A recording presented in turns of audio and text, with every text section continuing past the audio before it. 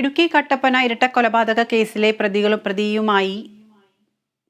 പ്രതികളുമായി തെളിവെടുപ്പ് തുടങ്ങി. മുഖ്യപ്രതി നിതീഷ്, രണ്ടാം പ്രതി വിഷ്ണു എന്നിവരെയാണ് വിജയനെ കൊലപ്പെടുത്തി കുഴിച്ചുമൂടിയ കക്കാട്ടുകടയിലെ വീട്ടിലെത്തിച്ചത്.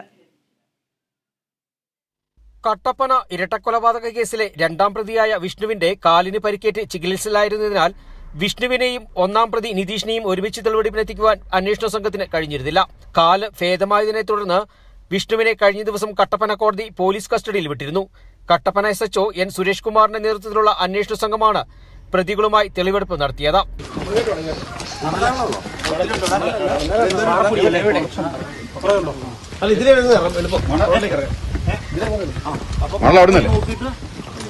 നിതീഷിന്റെ മൊഴിയിലുള്ള വൈരുദ്ധ്യത്തിൽ കൃത്യത വരുത്തുകയാണ് പോലീസിന്റെ ശ്രമം.